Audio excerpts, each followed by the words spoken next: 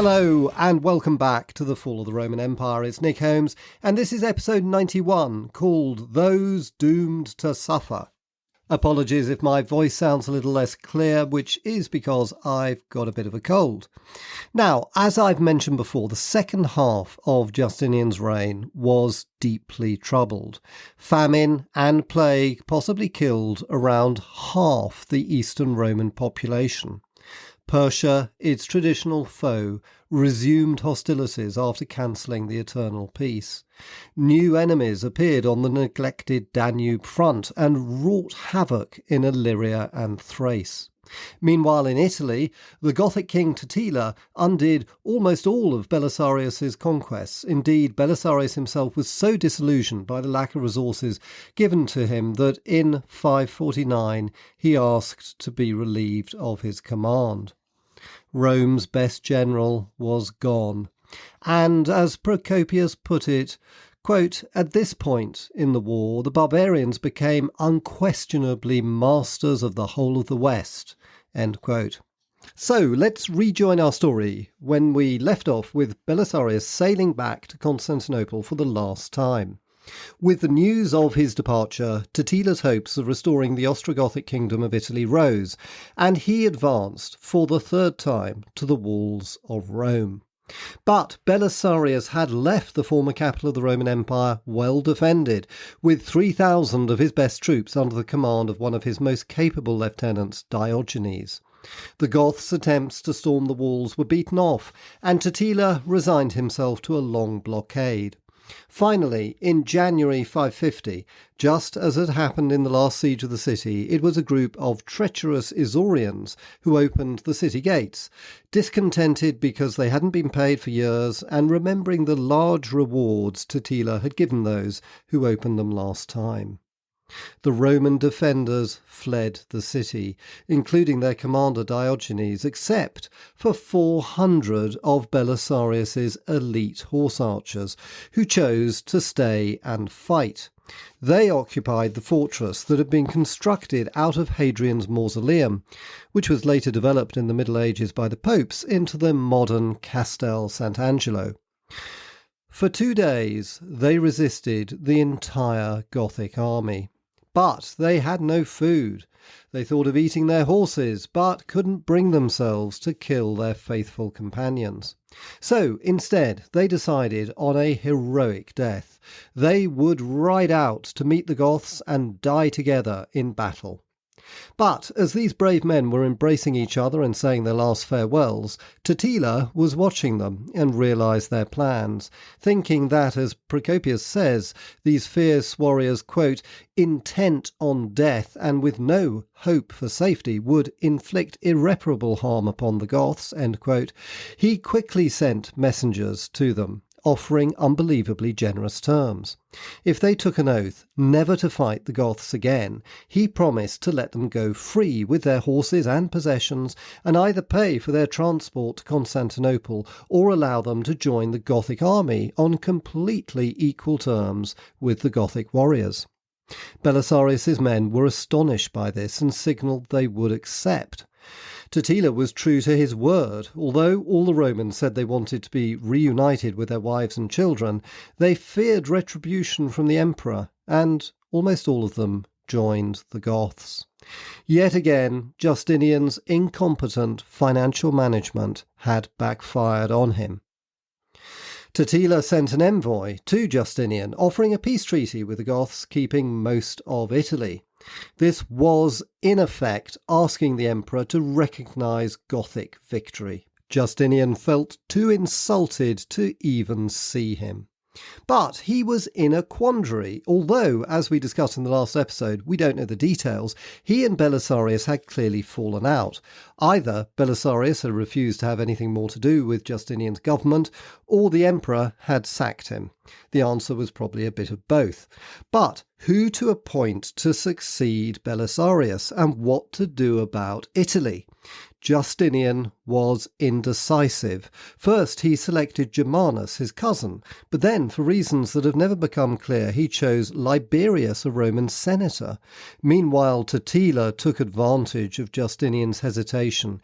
He conquered what remained of southern Italy still in Roman hands, taking Rhegium, the modern Reggio Calabria, on the coast opposite Sicily in May 550. Then he crossed over to Sicily itself, and not showing the restraint extended to Italian inhabitants on the mainland, he began a campaign of retribution against the Sicilians for the help they'd given Belisarius 15 years before. The war in Italy had reached its lowest point. It looked as if the Goths would now triumph. But always expect the unexpected. We've reached a pivotal moment in the Italian war. For 5 years, Belisarius had been denied the resources to fight. Procopius summed it up neatly, quote, "The Emperor Justinian had indeed conducted this war negligently in the past, but he made the most notable preparation for it at last." End quote. Having let down his best general for 5 years, Justinian began to allocate troops to the Italian front. So, what had changed? I suggest 3 things. First, Justinian was confronted with the genuine possibility of complete defeat in Italy and the loss of all of Belisarius's conquests. This would have been an utter humiliation. Second, fighting on the Eastern Front with Persia had eased. We'll cover this in another episode, but suffice to say fighting in Mesopotamia had ceased in 545, when Justinian had agreed another costly peace with Khosroes, and by 550 the conflict further north in Lazica had quietened down. Third is a subject about which we have very little information, but which I suspect was hugely important. The population and economy had started to recover from the devastation of the plague. Although historians still have a wide range of opinions about the scale of loss caused by the Justinianic Plague, as we discussed in episode 88, I suggest its similarity to the 14th century European Black Death suggests it was a truly seismic event, causing tax revenues to fall by over half and a severe manpower shortage as shown in the doubling of wages paid to labourers. This was the true reason Belisarius failed in Italy. Not even his military genius could win a war with only a handful of unpaid troops. But by 550 the economic and demographic situation was much improved. The treasury's coffers were fuller. Young men who'd been children when the plague struck were now of fighting age. The Roman army was once again able to recruit soldiers in adequate numbers. However, victory was delayed by some unfortunate events. Justinian's indecisiveness led to confusion about who would replace Belisarius. At first, Justinian chose his cousin Germanus, but then replaced him with Liberius, only to reinstate Germanus. Germanus was in a powerful position. He'd crushed Stotza's revolt in North Africa in 537, and despite his rather embarrassing exit from Antioch in 540, when he fled before the Persian army, he was widely regarded as capable and the probable heir to the throne. His prospects were also improved by the death of the Empress Theodora in 548, since she, true to her vindictive personality, had taken a strong disliking to him and conspired to undermine him. But that was no longer a problem. However, we all know random events can play a decisive role in history. Just as Germanus was mustering a large army in Illyria ready to invade Italy from the east, he died. The cause of death has never been identified. The best we have is Procopius's comment that, quote, "By some chance he fell sick and abruptly reached the term of his life," end quote. He was probably around 45 years old. This was a serious blow to Justinian's plans. Added to it were fairly continual invasions by the newly arrived Slav tribes and Kutriga Huns north of the Danube. Troops were continually being diverted to meet their attacks, which I suggest formed a much greater menace to the emperor than did the Goths. We'll cover this in another episode. With Germanus dead, Bloody John, Belisarius's former insubordinate officer, took temporary command of the Western armies. But he wasn't regarded as suitable to be Belisarius's long-term successor, probably because his arrogance had made too many enemies. Instead, Justinian made a totally unexpected choice. This was Narses, his chief minister and a eunuch, who had, like Bloody John, fallen out with Belisarius previously. What made it extraordinary was that Narses was not a soldier. But he was an excellent politician and administrator. Almost everyone liked him. John in particular was a close friend, and his appointment was almost certainly the result of his lobbying. Meanwhile, Totila, now aware the Romans were mustering their forces, did his best to seize control of all of Italy. Only a handful of fortresses remained in Roman hands. Ravenna and Ancona, both on the Adriatic coast, were the principal ones.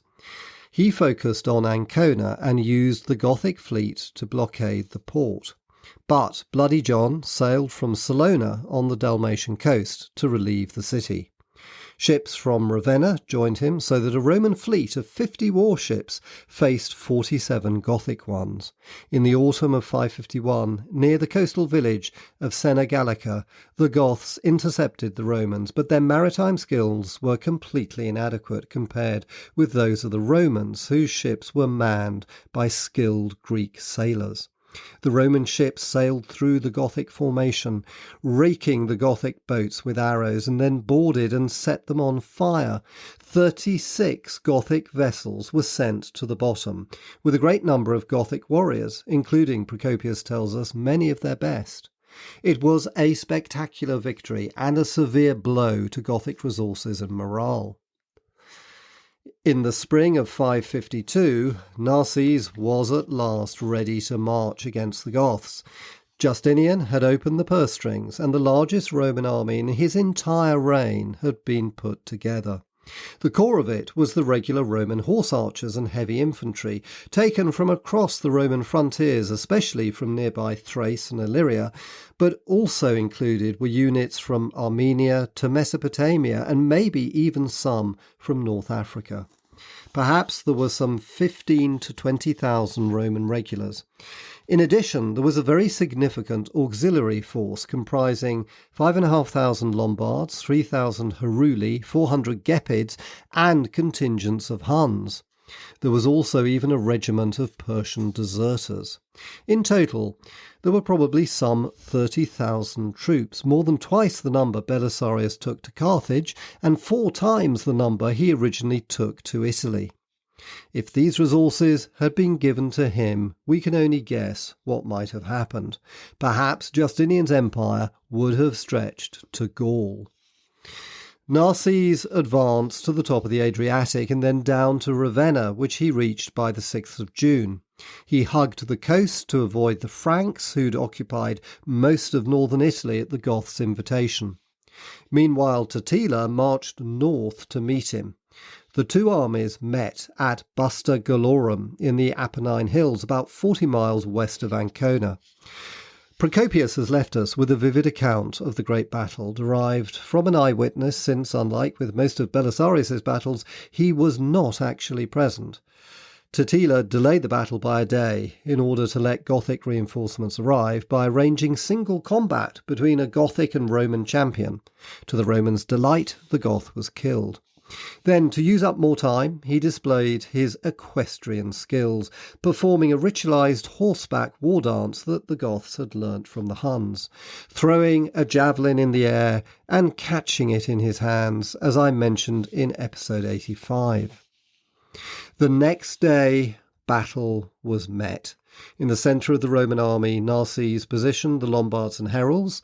On their flanks, he positioned the Roman cavalry, almost all horse archers, with 4,000 infantry archers on each flank as well. Although Narses is credited with his battle formation, it was almost certainly conceived with the joint planning of the experienced Roman generals present, in particular, I suggest, Bloody John. Against this, Totila made a terrible mistake. Ignoring the Romans' archery skills, he instructed his soldiers to, quote, use neither bows nor any other weapon in this battle except their spears, end quote. He placed his entire cavalry in the centre with his infantry behind them. His aim was apparently to smash the Roman formations with a massed frontal charge. The result was the Gothic cavalry charge became like that of the Light Brigade in the Crimean War. Horses and riders were shot down in their hundreds. Their charge lost its impact. The Lombards and Heruli held their line, and the Roman cavalry closed in on the flanks. The Goths were forced back and finally fled, leaving 6,000 dead on the battlefield, and many more were killed as the Romans pursued them. According to Procopius, Totila was killed as he fled. His bodyguards buried him at a distance from the battlefield in an unmarked grave. However, an old woman was watching them, and when she told the Romans, they dug him up to make sure the king of the Goths was truly dead. It was a glorious Roman victory, as worthy as any of those of Belisarius. But the war wasn't over yet. One of Totila's commanders, Teias, was raised on a shield and proclaimed king. Deciding that a glorious death was better than surrender, he executed all the senators Totila had taken hostage and slaughtered 300 boys from senatorial families. There would be no redemption after this. It was now war to the death. He hoped to persuade the Franks to join the Goths in a Germanic crusade against the Romans, but the Franks were more wily than idealistic and hoped to profit from a Gothic collapse that would benefit both them and the Romans. Meanwhile, Narses advanced on Rome. The Goths made a stand in the fortress that used to be Hadrian's mausoleum, just as Belisarius's horsemen had done 2 years before. But to no avail. Surrounded and cut off, they rapidly surrendered on condition their lives would be spared, and for the fifth and final time during this long war, Rome was captured. Attention now shifted to the coastal fortress of Cumae in Campania in southern Italy, near to Naples, where the Goths had stored their treasure.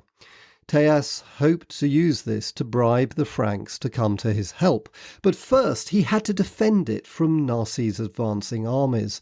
Narses' advance through central Italy was enormously helped because many of the supposedly Gothic garrisons in the principal towns were actually former Roman soldiers who'd swapped sides when Justinian stopped their pay. Narses copied Belisarius's policy of generously waiving any punishment and welcoming them back to the Roman colours, which they did almost to a man. Teias also led his Gothic warriors towards Cumae, and the two armies met at the base of Mount Vesuvius.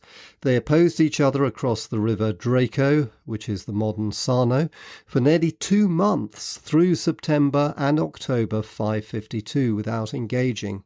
But in the end, the Roman navy cut off their supplies from the sea, and as Procopius says, quote, the Goths were driven to be courageous through despair, end quote. Teias led them en masse towards the Roman lines at Mons Lactaris, literally meaning Milk Mountain in Latin, in the foothills of Mount Vesuvius. The Goths left their horses behind and advanced on foot to meet the Romans. Teias exhibited all the bravery expected of a Gothic king. He led his men at the front, holding up his shield to ward off the Roman javelins. Once the Romans realised who it was, he became the target for every Roman lancer and javelin thrower. 12 Roman javelins quickly pierced his shield, making it so heavy he called to his shield-bearer for a replacement. Just as he was transferring shields, and for a moment exposed his chest, a 13th javelin hit him fully in the chest, killing him instantly. The Romans rushed to cut his head off and put it on a pole to intimidate the Goths. But the Goths wouldn't give up. They fought until nightfall, and according to Procopius the next day they lined up at dawn, quote, with the fury of wild beasts, knowing they were fighting their last battle, end quote. Having fought off the Romans for another day, they sent a delegation to Narses asking for peace and permission to travel north of the Alps as free men on the promise they would never invade Roman lands again. Procopius says Narses wanted to crush them completely, but it was Bloody John who argued the Goths should be spared, saying, quote, "Victory is enough for the wise. To want more might be a mistake." End quote. Thus ended the Gothic War. It had taken 16 years to conclude after Belisarius had first taken Rome in 536. But even now, peace wasn't restored in Italy. The Goths were defeated, but in 553, a huge Frankish army invaded Italy from the north. This was the one Teias had hoped would save him. Led by two brothers, Butilinus and Lutaris, it mainly comprised Alemanni, who'd been conquered by the Franks. Unlike the Franks, these Germans were still pagan and had no scruples about pillaging and raping everywhere they went. By this time, Procopius had ceased writing his history. Instead, we have a detailed account from the pen of the Greek historian Agathias. Yet again, the poor Italian population was subjected to brutal treatment as the Franks and Germans advanced down the entire length of Italy, even reaching the Straits of Messina. The larger towns and cities held out, but Narses could only pin down one half of the invaders at Capua. There, in October 554, the Roman army achieved one of its greatest victories. Things began inauspiciously when the Heruli auxiliaries deserted the Romans because Narses had executed their commander for killing a servant. However, the new Heruli leader promised Narses he would return, and Narses left a gap in the Roman front line ready for them. Heruli deserters rushed to the Frankish leader Butilinus and persuaded him to attack immediately, heading for this gap. The Franks and Alemanni, numbering about 30,000 according to Agathias, streamed towards the Roman lines, where they were met by Roman heavy infantry in the centre and thousands of horse archers on both flanks. In a textbook repeat of one of Belisarius's battles, the barbarians' supposed advantage was turned to disadvantage. Advancing into the gap left by the Heruli, they were contained by the Roman heavy infantry on either side, and then surrounded by the horse archers who attacked from the rear. It was carnage. Agathias says only 5 out of 30,000 Franks and Alemanni survived. Butilinus was killed. Roman casualties were minor. Although most historians ascribe this and the victories over the Goths to Narses, I disagree. Narses was a politician in Justinian's court, not a soldier. I suggest victory was achieved by the generals in the Roman army, the disciples of Belisarius, who had perfected the combined operation of horse archers and heavy infantry, which was the essence of the new model Roman army. I suspect the chief architect of Narses's victories was in fact Bloody John, a ruthlessly efficient soldier who'd learnt his trade from Belisarius. Meanwhile, the rest of the Frankish force led by Lutaris retreated to the Po Valley, where they became the victim of disease, probably malaria, such as had destroyed Frankish armies in the past. Agathias delights in telling us that Lutaris developed insane fits and died miserably. At long last, Italy was at peace. But at what cost? Procopius is conspicuously clear on this point. For him, victory in Italy was the hollowest of all Justinian's achievements. For example, while he restricts most of his indictments of Justinian to the secret history, even in the more public wars, he's not afraid to describe how Justinian's Italian wars were a disaster for the Italian population and the Roman Senate. Quote, "At that time it was shown to the world with the greatest clarity that in the case of all men who have been doomed to suffer ill, even those things which seem to be blessings turn out for their destruction, and they are destroyed together with that same prosperity. For this victory turned out to be for the Roman Senate and people a cause of far greater destruction." End quote. In 554, Justinian issued an edict known as the Pragmatic Sanction, setting out the future rule of Italy. All laws and tax requirements would in future be decided in Constantinople and not in Rome.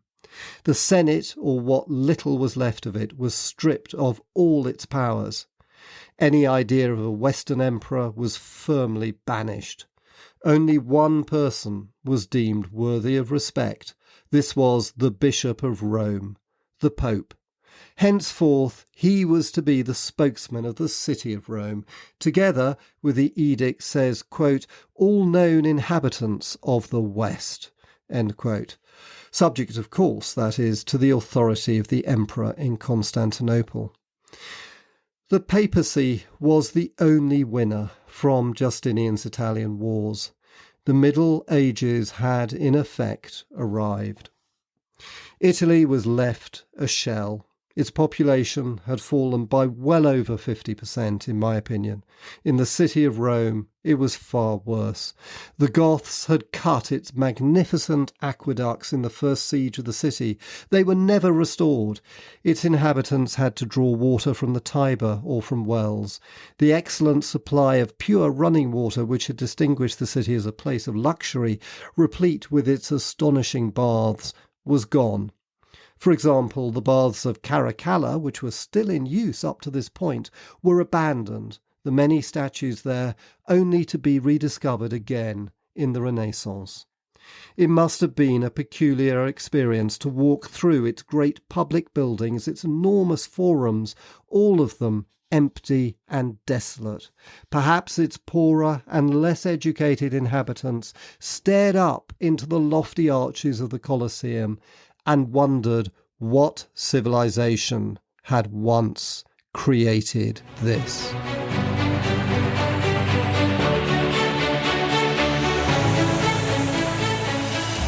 And that ends this episode. Thanks so much for listening, and I hope you enjoyed it.